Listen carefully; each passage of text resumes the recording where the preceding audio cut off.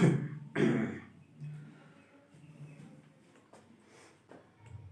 रहा भाई हैं।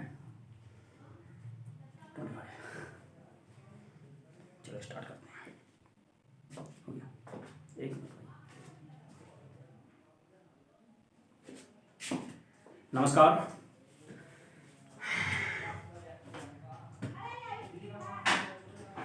जैसा कि आप सब जानते हैं हम पढ़ रहे हैं क्या, दिल्ली सल्तनत। और दिल्ली सल्तनत के अंतर्गत हमने पढ़ लिया है गुलाम वंश। गुलाम वंश के बाद आज नंबर है आपका खिलजी वंश का। गुलाम वंश के अंतर्गत हमने जितने भी प्रमुख शासक थे उन सभी के बारे में पढ़ लिया है। आज हमें पढ़ना है खिलजी वंश। खिलजी वंश जो रहा आपका 1290 ईस्वी से 1320 ईस्वी तक, ठीक है। तो लगभग ये मान लो कि 30 साल तक ये खिलजी वंश रहा आपका। और खिलजी वंश की स्थापना जो की थी जलालुद्दीन फिरोज खिलजी ने की थी।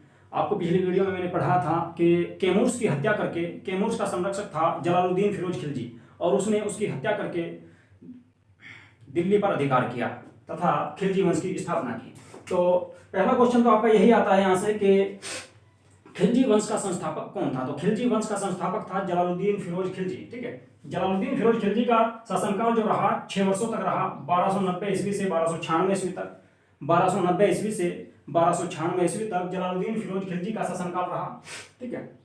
इसने जब ये शासक नहीं था, इससे पहले शासक बनने से पहले ये केकुबाद के समय शासक पढ़ा था मैंने आपको। केकुबाद के समय समाना का सूबेदार हुआ करता था। समाना का राज्यपाल या सूबेदार हुआ करता था केकुबाद के समय, ठीक है।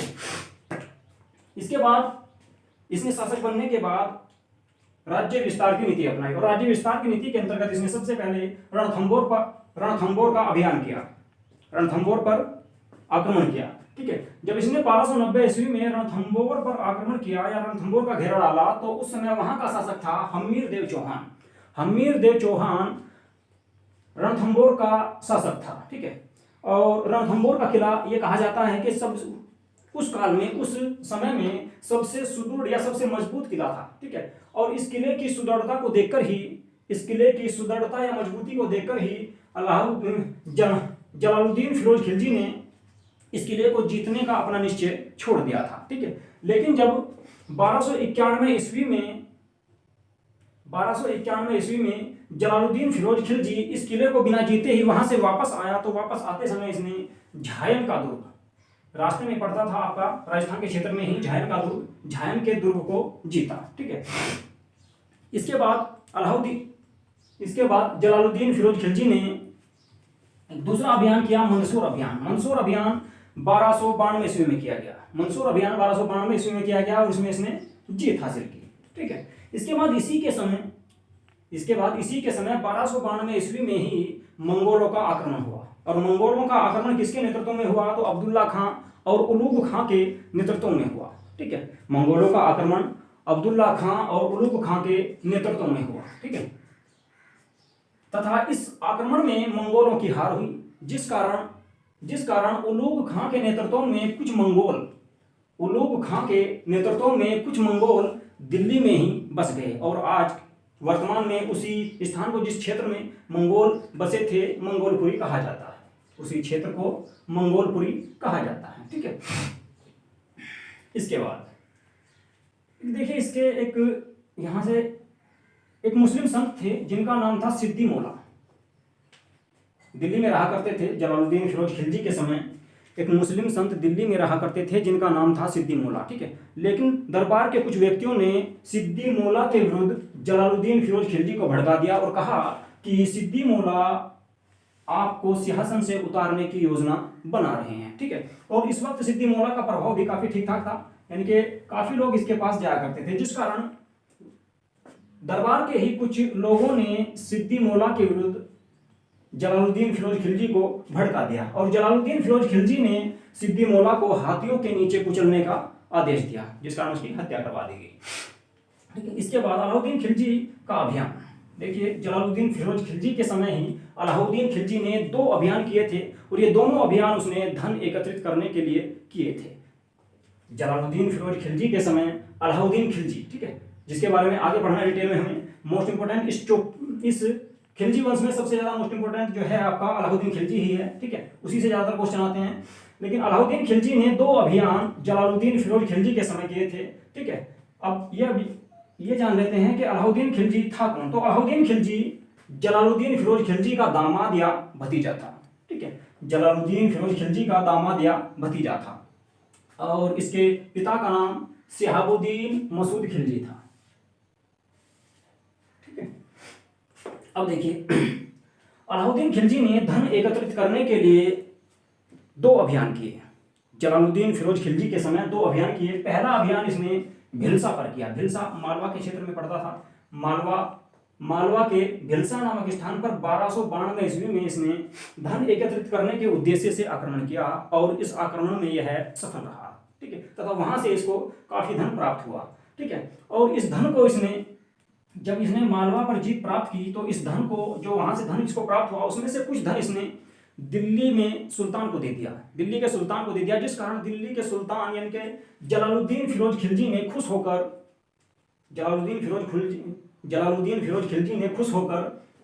अलाउद्दीन खिलजी को अवध का भी शासक बना दिया। जबकि अलाउद्दीन खिलजी कहाँ का सूबेदार था? कड़ा मानिकपुर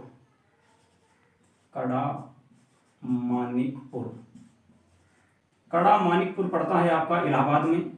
कड़ा मानिकपुर इलाहाबाद में पड़ता है, इलाहाबाद, ठीक है।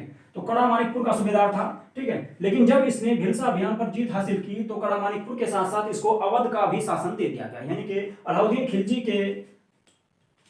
खिलजी की और ज्यादा शक्ति बढ़ गई, ठीक है। और अलाउद्दीन खिलजी ने जब इसने भिलसा पर आक्रमण किया था, मालवा के भिलसा पर आक्रमण किया, तो उसी समय इसने देवगिरी के बारे में सुना था, ठीक है, देवगिरी के बारे में सुना था कि देवगिरी एक समृद्ध राज्य है और वहां पर काफी धन है, जिस कारण अलाउद्दीन खिलजी देवगिरी पर भी आक्रमण करना चाहता था, देवगिरी को भी लूटना चाहता था। लेकिन जब अलाउद्दीन खिलजी ने देवगिरी पर आक्रमण करने की योजना बनाई, तो उसने डायरेक्ट देवगिरी पर आक्रमण करने की अनुमति ना लेकर एक क्षेत्र पड़ता था दक्षिण में ही, चंदेरी पर आक्रमण करने की अनुमति सुल्तान से ली, और सुल्तान ने उसको चंदेरी पर आक्रमण करने की अनुमति दे दी। लेकिन अलाउद्दीन खिलजी ने चंदेरी पर आक्रमण न करके देवगिरी पर आक्रमण किया, ठीक है। तो देवगिरी का शासक था कौन उस टाइम? देवगिरी का शासक था रामचंद्र देव। देवगिरी का शासक रामचंद्र देव था, ठीक है। और रामचंद्र देव पर जब अलाउद्दीन खिलजी ने आक्रमण किया, तो उसने उसको इस युद्ध में पराजित कर दिया। और जब रामचंद्र देव को पराजित कर दिया गया, तो अलाउद्दीन खिलजी और रामचंद्र देव के बीच एक संधि हुई, ठीक है। तथा संधि के तहत रामचंद्र देव ने अलाउद्दीन खिलजी को काफी धन दिया और अपनी पुत्री का विवाह अलाउद्दीन खिलजी के साथ कर दिया, ठीक है। जिस कारण रामचंद्र देव को अलाउद्दीन खिलजी ने फिर से उस राज्य का शासक बना दिया, यानी कि वो दिल्ली के अधीन आ चुका था। अब देवगिरी दिल्ली के अधीन रहकर शासन करना था दिल्ली को, ठीक है। अब देखिए यहाँ से क्वेश्चन आता है कि दक्षिण भारत पर आक्रमण करने वाला पहला मुस्लिम शासक कौन था? तो देवगिरी दक्षिण भारत में पड़ता है, तो देवगिरी पर आक्रमण करने वाला पहला शासक कौन था? तो अलाउद्दीन खिलजी, यानी कि अलाउद्दीन खिलजी ऐसा प्रथम मुस्लिम शासक था जिसने दक्षिण भारत पर आक्रमण किया, ठीक है। यहाँ से क्वेश्चन बनता है कि दक्षिण भारत पर आक्रमण करने वाला प्रथम मुस्लिम शासक कौन था? तो अलाउद्दीन खिलजी था, ठीक है। इसके बाद देखिए, जब अलाउद्दीन खिलजी को यहाँ से काफी धन प्राप्त हुआ, तो इस जीत के बारे में जलालुद्दीन फिरोज खिलजी को पता लगा, ठीक है। लेकिन अलाउद्दीन खिलजी ने यह सारा धन सीधे कड़ा मानिकपुर लेकर चला गया, ठीक है, जिस कारण दोनों में शत्रुता बन गई, ठीक है। और जलालुद्दीन फिरोज खिलजी ने अलाउद्दीन खिलजी को दिल्ली आने का आदेश दिया, लेकिन उसने इस आदेश को मानने से इनकार कर दिया, ठीक है। और फिर जब जलालुद्दीन फिरोज खिलजी कड़ा मानिकपुर अपनी सेना लेकर पहुंचा, तो धोखे से अलाउद्दीन खिलजी ने जलालुद्दीन खिलजी का वध करा दिया, ठीक है। तो 1296 ईस्वी में अलाउद्दीन खिलजी के इशारे पर मोहम्मद सलीम नामक व्यक्ति ने जो अलाउद्दीन खिलजी का विश्वसनीय था, मोहम्मद सलीम नामक व्यक्ति ने अलाउद्दीन खिलजी पर आक्रमण किया, जिस कारण मोहम्मद सलीम नामक व्यक्ति ने जलालुद्दीन खिलजी पर आक्रमण किया, जिस कारण जलालुद्दीन फिरोज खिलजी घायल हो गया, ठीक है। और इसके बाद अलाउद्दीन खिलजी के दूसरे विश्वसनीय व्यक्ति जिसका नाम बख्तियारुद्दीन हूद था, उसने अपनी तलवार से जलालुद्दीन फिरोज खिलजी के सर को धड़ से अलग कर दिया और इस प्रकार जलालुद्दीन खिलजी का वध हो गया। ठीक है, तो ये था आपका जलालुद्दीन फिरोज खिलजी। ठीक है, जलालुद्दीन फिरोज खिलजी का शासनकाल 1290 ईस्वी से 1296 ईस्वी तक, यानी कि कुल आपका 6 साल तक रहा। ठीक है, इसके बारे में ज्यादातर जो क्वेश्चन आता है आपका कि ये पहला क्वेश्चन आता है यहाँ से कि इसके समय मंगोल आक्रमण हुआ।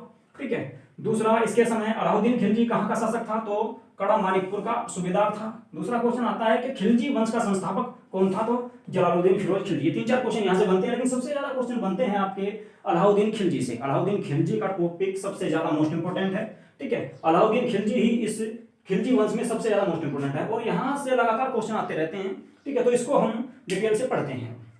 देखिए, अलाउद्दीन खिलजी, मैंने आपको पहले बताया कि अलाउद्दीन खिलजी जो है जलालुद्दीन फिरोज खिलजी का दामाद या भतीजा था। ठीक है, और इसका वास्तविक नाम अली गुरसास्प था।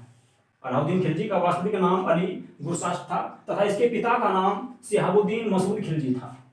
अलाउद्दीन खिलजी के पिता का नाम शिहाबुद्दीन मसूद खिलजी था। ठीक है, अब अलाउद्दीन खिलजी ने शासक बनने के 1 साल बाद, यानी कि 1297 ईस्वी में 1297 ईस्वी में अलाउद्दीन खिलजी ने अपने सैन्य अभियान शुरू किए। 2 सैन्य अभियान जो किए थे इसने जलालुद्दीन फिरोज खिलजी के समय किए थे, कहां पर, भिलसा और देवगिरी पर। लेकिन अपने शासक बनने के बाद इसने सबसे पहला जो अभियान किया वो गुजरात में किया। ठीक है, तो ये भी क्वेश्चन आया था कई बार कि अलाउद्दीन खिलजी का शासक बनने के बाद पहला अभियान कौन सा था, तो गुजरात अभियान था। ठीक है, जबकि अगर ये पूछा जाए कि अलाउद्दीन खिलजी का पहला अभियान कौन सा था, तो पहला अभियान था भिलसा, लेकिन शासक बनने के बाद जो अभियान था वो था गुजरात अभियान। ठीक है, और गुजरात का उस वक्त शासक हुआ करता था रायकर्ण सेकंड।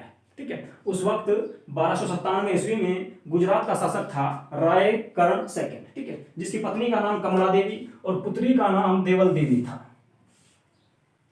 ठीक है, अब देखिए क्या हुआ जब अलाउद्दीन खिलजी ने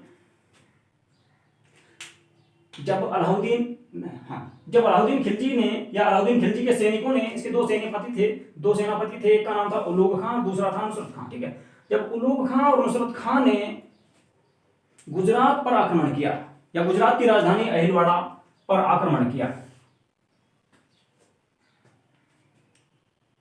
ठीक है, गुजरात की राजधानी अहिलवाड़ा पर आक्रमण किया, तो इस आक्रमण के दौरान रायकर्ण की हार हुई। इस आक्रमण के दौरान रायकर्ण की हार हुई और अलाउद्दीन खिलजी के सेनापतियों की जीत हुई तथा, ठीक है, तथा रायकर्ण सेकंड ने देवगिरी में अपनी पुत्री के साथ शरण ली, यानी कि देवल देवी के साथ रायकर्ण पहुंच गया, कहां पर, देवगिरी। ठीक है, और इसकी पत्नी कमला देवी को उलूग खां व नुसरत खां ने बंदी बना लिया तथा बंदी बनाकर उसको दिल्ली लाया गया। ठीक है, मैं फिर से बता रहा हूं, गुजरात की राजधानी थी अहिलवाड़ा पर आक्रमण किया अलाउद्दीन खिलजी के सेनापति उलूग खां और नुसरत खां ने। ठीक है, और इस युद्ध में अलाउद्दीन खिलजी की जीत हुई तथा रायकर्ण सेकंड अपनी पुत्री के साथ देवगिरी में चला गया, देवगिरी में उसने शरण ली। ठीक है, और इसकी पत्नी कमला देवी को दिल्ली लाया गया तथा वहां पर कुछ समय बाद अलाउद्दीन खिलजी ने उससे शादी कर ली। क्लियर है यहाँ पर? ठीक है, इसी समय यानी कि गुजरात अभियान के समय ही उलूग खां और नुसरत खां ने सोमनाथ के मंदिर को भी लूटा। ठीक है, उलूग खां और नुसरत खां ने सोमनाथ के मंदिर को भी लूटा तथा इसको लूटने के बाद खंबात के क्षेत्र में गए। ये आपका मान लो कि गुजरात है, ये गुजरात है, ये वाला खंबात का क्षेत्र पड़ता है, खंबात की घाटी बोलते हैं इसको। तो खंबात बंदरगाह यहाँ पर था, तो खंबात के क्षेत्र में गए और खंबात के क्षेत्र को लूटा तथा यहीं से नुसरत खां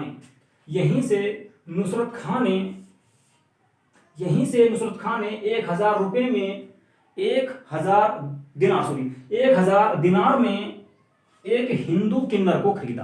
ठीक है, नुसरत खां ने खंबात आक्रमण के दौरान, कई बार ऐसे क्वेश्चन आ चुका है कि मलिक काफूर या एक हिंदू किन्नर को नुसरत खां ने कहां से खरीदा था, तो खंबात से खरीदा था, खंबात आक्रमण के समय। ठीक है, नुसरत खां ने 1000 दिनार में एक हिंदू किन्नर को खरीदा जिसे दिल्ली लाया गया और उसके बाद उसका नाम मलिक काफूर रखा गया। ठीक है, अब मलिक काफूर को 1000 दिनारी भी कहा जाता है। ठीक है, क्योंकि उसको 1000 दिनार में खरीदा गया था, इसलिए मलिक काफूर को 1000 दिनारी भी कहा जाता है। और मलिक काफूर के बारे में आगे बढ़ेंगे हम। मलिकाफुर ने दक्षिण भारत का जो श्रेय दिया जाता है मलिकाफुर को ही दिया जाता है, दक्षिण भारत विजय का श्रेय। ठीक है, इसके बाद दूसरा अभियान जो हुआ रणथंबोर पर हुआ।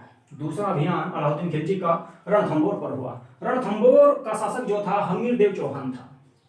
हमीरदेव चौहान था रणथंबोर का शासक। ठीक है, तो इसके बारे में थोड़ा सा मैं आपको डिटेल से बता देता हूँ क्या हुआ। रणथंबोर का शासक था हमीरदेव चौहान। ठीक है, अब मैंने आपको पीछे बताया था कि मंगोल आक्रमण हुआ था आपका। मंगोल आक्रमण हुआ 1292 ईस्वी में जलालुद्दीन फिरोज खिलजी के समय। जलालुद्दीन फिरोज खिलजी के समय जब मंगोल आक्रमण हुआ तो उसी के समय, उस आक्रमण के समय मंगोल हार गए और मंगोलों के हारने के बाद कुछ मंगोल उलूग खां के नेतृत्व में दिल्ली में बस गए। ठीक है, दिल्ली में बस गए और उसी क्षेत्र को आज भी मंगोलपुरी कहा जाता है। दिल्ली में स्थित है मंगोलपुरी। अब ये मंगोल जो दिल्ली में रहते थे, दिल्ली दरबार में नौकरी किया करते थे। ठीक है, यानी कि सुल्तान के दरबार में नौकरी किया करते थे। अब इन्हीं मंगोलों में से एक मंगोल का नाम था मसूद महमूद शाह। एक मंगोल था महमूद शाह जो अलाउद्दीन खिलजी के दरबार में नौकरी किया करता था। ठीक है, अब जब भी यहाँ पर नौकरी किया करता था, डेली आया जाया करता था, तो एक अलाउद्दीन खिलजी की पत्नी थी जिसका नाम था चिमना बेगम।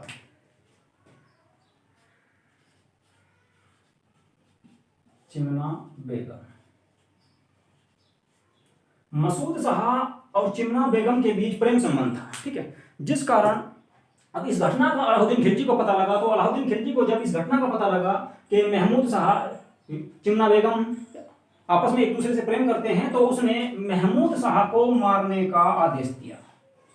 महमूद शाह को, एक मंगोल महमूद शाह को मारने का आदेश दिया। लेकिन महमूद शाह दिल्ली दरबार को छोड़कर भाग गया। कहां पर? रणथंबोर। ठीक है, और रणथंबोर के शासक हमीरदेव चौहान ने इसको शरण दे दी। ठीक है, जिस कारण युद्ध होना था इसके साथ।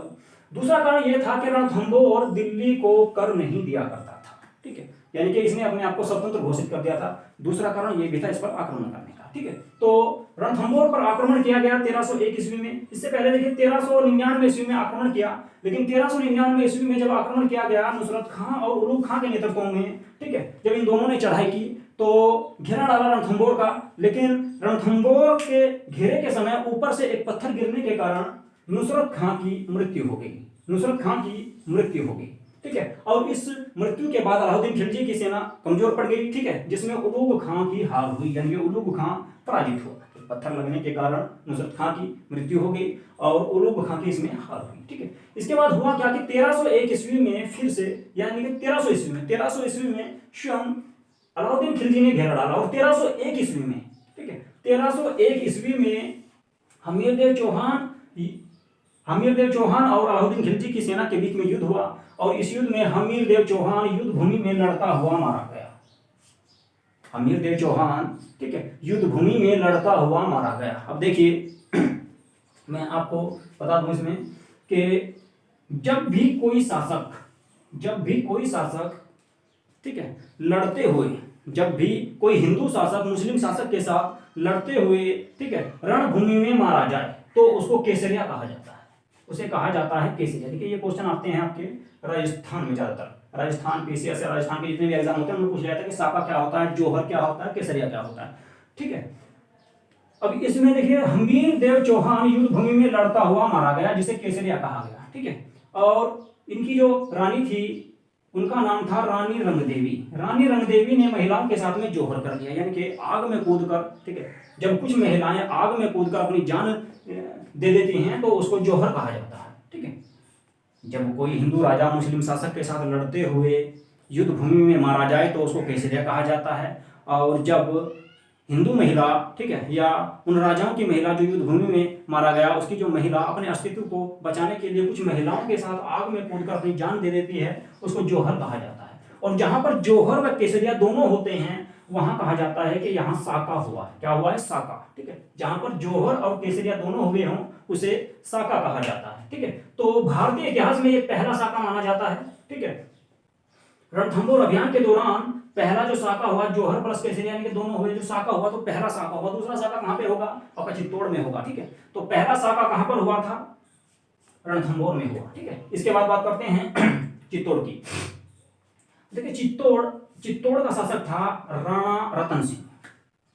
आप सबने सुना होगा, एक मूवी देखी होगी पद्मावत, ठीक है। तो पद्मावत मूवी में इसके बारे में बताया गया है और मलिक मोहम्मद जायसी ने इसके बारे में एक पुस्तक भी लिख रखी है जिसका नाम है पद्मावत, ठीक है।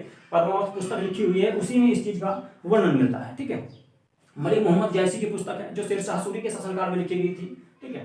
तो राणा रतन सिंह की पत्नी का नाम था पद्मिनी, ठीक है। और इसी के दरबार में एक पंडित रहा करता था जिसका नाम था राघव चेतन, ठीक है। तो राघव चेतन को लज्जित करके रानी पद्मिनी के कहने पर राघव चेतन को लज्जित करके राणा रतन सिंह ने दरबार से बाहर निकाल दिया था, जिस कारण राघव चेतन राणा रतन सिंह के दरबार को छोड़कर अलाउद्दीन खिलजी के दरबार में जा पहुंचा और उसने अलाउद्दीन खिलजी को चित्तौड़ पर आक्रमण करने के लिए उत्तेजित किया, यानी कि उसको उकसाया और उसने पद्मिनी के बारे में उसको बताया, ठीक है। जिस कारण अलाउद्दीन खिलजी ने चित्तौड़ पर आक्रमण करने या पद्मिनी को प्राप्त करने का निश्चय किया, ठीक है। अब राणा रतन सिंह के दो सैनिक थे जिनका नाम था, एक का नाम था गोरा और दूसरे का नाम था बादल।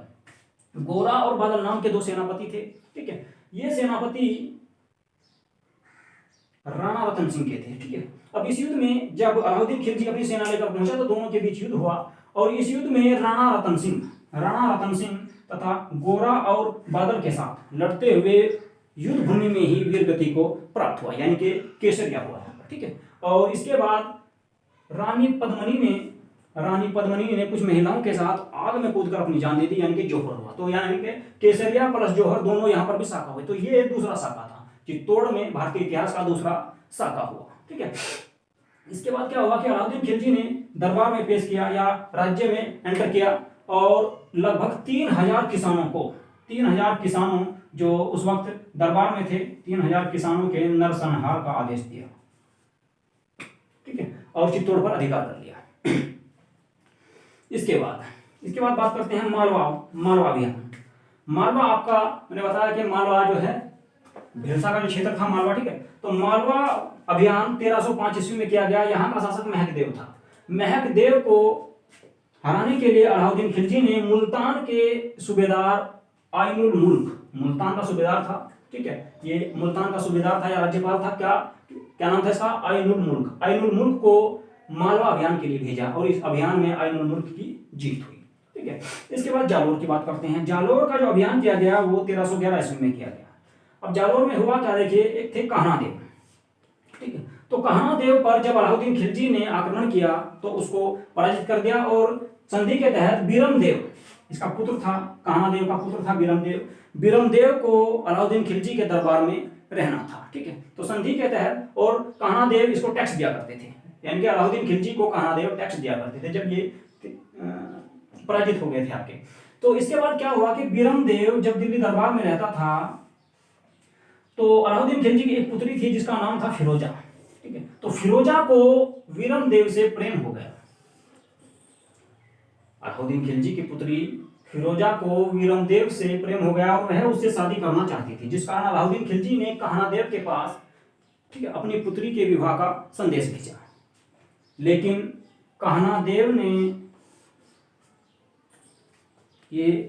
कान्हादेव और बीरमदेव ने इस शादी से इनकार कर दिया, ठीक है। और बीरमदेव अलाउद्दीन खिलजी के दरबार को छोड़कर अपने पिता के पास आ गया, जिस कारण युद्ध हुआ। तो 1311 ईस्वी में कान्हादेव और अलाउद्दीन खिलजी के बीच युद्ध हुआ और इस युद्ध में कान्हादेव तथा बीरमदेव दोनों मारे गए और अलाउद्दीन खिलजी की जीत हुई तथा जालोर को दिल्ली सल्तनत के अंतर्गत मिला लिया गया, ठीक है। इसके बाद बात करते हैं दक्षिण भारत की। देखिए, दक्षिण भारत के अभियान का जो दक्षिण भारत की जीत का जो श्रेय दिया जाता है वो दिया जाता है मलिक काफूर को। मलिक काफूर वही हैं जो कहाँ से खरीदे हुए थे, गुजरात अभियान के दौरान खरीदे गए थे, खंबात से, ठीक है। अब मलिक काफूर का पहला जो अभियान था देवगिरी के विरुद्ध था, ठीक है। देवगिरी का शासक कौन था, मैंने पीछे भी पढ़ाया आपको कि रामचंद्र देव था। लेकिन रामचंद्र देव ने अलाउद्दीन खिलजी के समय कर देना बंद कर दिया था। रामचंद्र देव ने अलाउद्दीन खिलजी के समय कर देना बंद कर दिया और अपने आप को स्वतंत्र शासक घोषित कर दिया, जिस कारण मलिक काफूर ने देवगिरी पर आक्रमण किया और इसको पराजित करके इसकी हत्या कर दी, ठीक है, तथा देवगिरी को दिल्ली सल्तनत के अंतर्गत मिला लिया गया। इसके बाद 7वां आक्रमण जो हुआ इनका वारंगल में हुआ। वारंगल तेलंगाना में पड़ता है, ठीक है। तेलंगाना में ये 1309 ईस्वी से 1310 ईस्वी में किया, ठीक है। यहाँ पर भी मलिक काफूर ने नेतृत्व किया सेना का और यहाँ का शासक था प्रताप रुद्रदेव, ठीक है। वारंगल का शासक हुआ करता था प्रताप रुद्र देव। प्रताप रुद्र देव को मलिक काफूर ने पराजित किया, और मलिक काफूर ने पराजित करने के बाद प्रताप रुद्र देव ने मलिक काफूर के साथ में संधि कर ली, और संधि के तहत मलिक काफूर ने वारंगल का क्षेत्र प्रताप रुद्र देव को दे दिया। लेकिन प्रताप रुद्र देव ने कोहिनूर हीरा, पहली बार कोहिनूर हीरे का वर्णन यहाँ पे मिलता है आपका वारंगल के अभियान के दौरान, ठीक है। तो कोहिनूर हीरा जो गोलकुंडा के खान कर्नाटक से निकाला गया था, प्रताप रुद्र देव ने किसको दिया? ये दिया ये आपका मलिक काफूर को। अब इसके बारे में, कोहिनूर हीरे के बारे में थोड़ा सा पढ़ लेते हैं। देखिए, कोहिनूर हीरा सबसे पहले गोलकुंडा के खान से निकाला गया, और वारंगल के शासक प्रताप रुद्र देव ने कोहिनूर हीरे को मलिक काफूर को दिया था। मलिक काफूर ने यह हीरा भेंट स्वरूप अलाउद्दीन खिलजी को दिया, ठीक है। अलाउद्दीन खिलजी के बाद कोहिनूर हीरे का जो जानकारी प्राप्त होती है हमें, ठीक है, बाबर के शासनकाल में प्राप्त होती है, जब मालवा के शासक महमूद सेकंड ने इस कोहिनूर हीरे को हुमायूं को प्रदान किया था, और हुमायूं इसको दिल्ली लेकर आया, ठीक है। इसके बाद यह कोहिनूर हीरा, फिर से इसकी जानकारी मिलती है गोलकुंडा के बारे में, ठीक है। फिर गोलकुंडा में चला गया, गोलकुंडा में इसकी जानकारी मिलती है, और गोलकुंडा के बाद यह इसकी जानकारी मिलती है हमको शाहजहां। जब गोलकुंडा के पीएम यानी गोलकुंडा के प्रधानमंत्री मीर गुमला ने इस कोहिनूर हीरे को शाहजहां को प्रदान किया, और शाहजहां ने इस कोहिनूर हीरे को मयूर सिंहासन में लगवा दिया, ठीक है। यहां तक क्लियर है? एक मिनट। तो दिखाते हैं, शाहजहां ने इस कोहिनूर हीरे को मयूर सिंहासन में लगवा दिया, ठीक है। मयूर सिंहासन में लगवाने के बाद ये आपका दरबार में ही रहा, यानी दिल्ली दरबार में मुगलों के पास ही रहा। लेकिन मुगलों के पास जब एक मुगल शासक आएंगे, आगे बढ़ेंगे हम, मोहम्मद शाह रंगीला के समय 1779 ईस्वी में, यहाँ पर लिख देता हूँ, 1739 ईस्वी में, 1739 ईस्वी में मोहम्मद शाह रंगीला के समय एक विदेशी आक्रमणकारी नादिर शाह का आक्रमण हुआ, यानी कि नादिर शाह ने भारत पर आक्रमण किया, और इस आक्रमण के दौरान उसने दिल्ली के क्षेत्र को, दिल्ली पर अधिकार कर लिया, यानी कि दिल्ली के क्षेत्र को लूटा, और वो यहां से मयूर सिंहासन तथा कोहिनूर हीरे को भी उठाकर ले गया। अब मयूर सिंहासन या कोहिनूर हीरा चला गया फारस, क्योंकि फारस का शासक था नादिर शाह, ठीक है। उसके बाद फारस से यह आया आपका कहां पर? कोहिनूर हीरा अफगानिस्तान में, ठीक है, क्योंकि नादिर शाह का साम्राज्य अफगानिस्तान तक था, ठीक है। तो अफगानिस्तान में रहा। अफगानिस्तान के बाद अफगानिस्तान का एक शासक था जिसका नाम था शाह शुजा, यानी कि अफगानिस्तान का शासक था, और जब अफगानिस्तान से भागकर शाह शुजा भारत आया तो वो कोहिनूर हीरा भी लेकर आया था, ठीक है। और यह है शाह शुजा सबसे पहले रंजीत सिंह के दरबार में आया, ठीक है, यानी कि पंजाब के क्षेत्र में आया रंजीत सिंह के दरबार में, और उसने इस कोहिनूर हीरे को रंजीत सिंह को भेंट स्वरूप दे दिया, ठीक है। इसके बाद रंजीत सिंह के बाद वहां के शासक बने पंजाब के दिलीप सिंह, ठीक है, और दिलीप सिंह के पास ही कोहिनूर हीरा रहा। इसके बाद जब 1849 ईस्वी में द्वितीय आंग्ल सिख युद्ध हुआ, ठीक है, और उसमें हारने के बाद दिलीप सिंह ने यह कोहिनूर हीरा 1849 ईस्वी में लॉर्ड डलहौजी को दिया, ठीक है, और लॉर्ड डलहौजी ने इस कोहिनूर हीरे को इंग्लैंड महारानी के पास भिजवा दिया, और आज वर्तमान में भी ब्रिटिश राजमहल में ही ये आपका कोहिनूर हीरा स्थित है, ठीक है। तो ये थी आपकी कोहिनूर हीरे की स्टोरी, यानी कि सबसे पहले कोहिनूर हीरा मलिक काफूर को प्राप्त हुआ, किससे? रामचंद्र देव से, प्रताप रुद्र देव से। कोहिनूर हीरा सबसे पहले प्राप्त हुआ किसको? सबसे पहले प्राप्त हुआ आपका ये मलिक काफूर को, किससे? प्रताप रुद्रदेव से। इसके बाद कोहिनूर हीरा गया अलाउद्दीन खिलजी के पास, अलाउद्दीन खिलजी के बाद ये आया बाबर के पास, बाबर के बाद फिर से ये जो है गोलकुंडा के एक प्रधानमंत्री थे मीर गुमला, ठीक है, उन्होंने दिया किसको? शाहजहां को। शाहजहां के बाद किसके पास गया? ये मोहम्मद शाह रंगीला जो मुगल शासक था। इसके बाद इसने यानी कि इसको लूट कर ले गया कौन? यहाँ से नादिर शाह के बाद अफगानिस्तान का शाह शुजा लेकर फिर से भारत आया रंजीत सिंह के दरबार में। रंजीत सिंह के बाद में दिलीप सिंह, और दिलीप सिंह ने लॉर्ड डलहौजी को दिया, जो भारत का उस वक्त गवर्नर जनरल था लॉर्ड डलहौजी, ठीक है, और उसने इसको इंग्लैंड भिजवा दिया, ठीक है। आइए अब इसके बाद दूसरे अभियान की बात करते हैं। कहां तक हुआ? 7 वारंगल के बाद 8वां अभियान हुआ द्वार समुद्र का जो अभियान किया गया मलिक काफूर के द्वारा 1311 ईस्वी में किया गया, और यहाँ का शासक था वीर बल्लाल देव, वीर बल्लाल देव थर्ड था, ठीक है। वीर बल्लाल देव ने मलिक काफूर की या अलाउद्दीन खिलजी की अधीनता स्वीकार कर ली, और अधीनता स्वीकार करने के बाद इसने इसको यहाँ से काफी धन दिया, ठीक है। इसके बाद मीर बल्लाल को मलिक काफूर ने यहाँ का शासक घोषित कर दिया, यानी कि अलाउद्दीन खिलजी के संरक्षण में इसने शासन करना शुरू किया, ठीक है।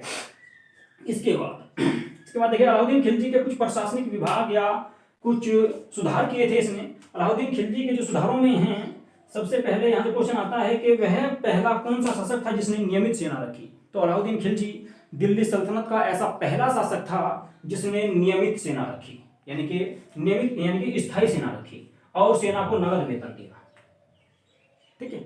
और अलाउद्दीन खिलजी ने अपनी सेना को प्रशिक्षण देने का भी कार्य कराया। अलाउद्दीन खिलजी ने अपनी सेना को प्रशिक्षण देने का भी कार्य कराया तथा सैनिकों का हुलिया, यानी कि उनकी शिकल, उनके हाव भाव को देखकर लिखा जाता था, उसको बोलते थे सैनिकों का हुलिया लिखना। इसके बाद घोड़ों को दागने की प्रथा भी अलाउद्दीन खिलजी ने ही प्रारंभ की थी, ठीक है। तो ये इसने कुछ अपने दरबार में सुधार किए थे। इसके बाद इसी के दरबार में कुछ जो है ना प्रशासनिक विभाग थे। अब देखिए प्रशासनिक विभाग के बारे में देखते हैं हम। प्रशासनिक विभाग में सबसे पहले आता है दीवान ए विजारत। दीवान ए विजारत एक विभाग बनाया, ये वित्त विभाग था, ठीक है। दीवान ए विजारत क्या था? वित्त विभाग था। इसके बाद दीवान ए आरिज। दीवान ए आरिज था आपका सैन्य विभाग। दीवान ए आरिज क्या था? सैन्य विभाग। इसके बाद दूसरा विभाग बनाया रसालत, यानी कि दीवान ए रसालत, यानी कि दीवान ए रसालत क्या था? विदेश विभाग था। इसके बाद दीवान ए रियासत। दीवान ए रियासत व्यापारियों का पंजीकरण करने वाला कार्यालय था, यानी कि विभाग था। यहाँ पर क्या होता था? व्यापारियों का पंजीकरण किया जाता था। जो व्यापारी आते थे राज्य में या दिल्ली में, जो व्यापारी आते थे अपना सामान बेचने के लिए, उनका पंजीकरण करने के लिए एक विभाग बनाया गया जिसका नाम रखा गया दीवान ए रियासत, ठीक है। तो दीवान ए विजारत वित्त विभाग, दीवान ए आरिज सैन्य विभाग, दीवान ए रसालत विदेश विभाग, दीवान ए रियासत व्यापारियों का पंजीकरण करने वाला विभाग, ठीक है। इसके बाद अलाउद्दीन खिलजी के कुछ निर्माण कार्य हैं। इसने कुछ निर्माण कार्य करवाए दिल्ली में। इसने एक एलाई दुर्ग, एलाई मीनार, एलाई दरवाजा, ठीक है, हौज ए खास, जमियत खाना मस्जिद, ठीक है, इन सब का निर्माण करवाया दिल्ली में। क्या क्या?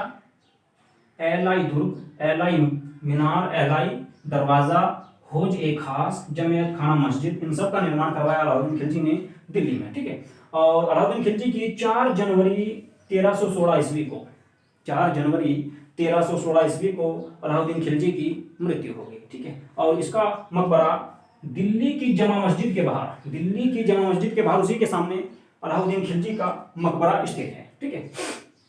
तो ये था आपका अलाउद्दीन खिलजी के बारे में जितने भी मोस्ट इंपोर्टेंट फैक्ट्स थे लगभग मैंने सारे करा दिए हैं। और यहाँ से बहुत ज्यादा क्वेश्चन बनते हैं, लगातार क्वेश्चन बनते, आप पिछले सालों के एग्जाम उठा के देख सकते हैं या पेपर उठा के देख सकते हैं, यहाँ से ही बहुत ज्यादा क्वेश्चन बनते हैं। जितना भी आपके अलाउद्दीन खिलजी या जलालुद्दीन फिरोज खिलजी के संबंध में जितने भी टॉपिक थे वे मैंने सारे इस छोटी सी वीडियो में कराने का प्रयास किया है, ठीक है। एक पिछली वीडियो में मैंने एक टॉपिक आपका गलत हो गया था, उसके बारे में सही कर लेना। उसमें मैंने वहां पे लिखवाया था आपका कि दल ए चालीसा, दल ए चालीसा का गठन किसने किया था? तो इल्तुतमिश ने किया था, ये तो सही है। लेकिन मैंने वहां पे बताया कि इसका अंत गियाजुद्दीन तुगलक ने किया था, वो गलत है, गलती से हो गया था, ठीक है। जबकि दल ए चालीसा का जो अंत किया था वो किया था बलबन ने। बलबन ने दल ए चालीसा का अंत कर दिया था, यानी कि उसको समाप्त कर दिया था पूरी तरीके से, ठीक है। तो ये करेक्शन था थोड़ा सा, उसमें सही कर लेना, ठीक है।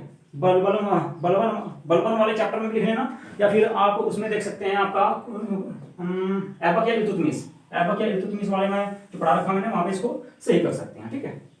तो ये थी आज की आपकी क्लास। तो कैसे लगी इसके बारे में आप अपनी प्रतिक्रिया जरूर दें, ठीक है। और मैं आपको बार बार कह रहा हूँ, फिर भी दोबारा आज फिर आपसे एक रिक्वेस्ट है कि इस वीडियो को जितना भी हो सके ज़्यादा से ज़्यादा शेयर करें, ठीक है। और चैनल को सभी सब्सक्राइब कर लें ताकि जब भी मैं कोई वीडियो अपलोड करूं आपको उसकी सूचना प्राप्त हो जाए, ओके, ठीक है। नमस्कार।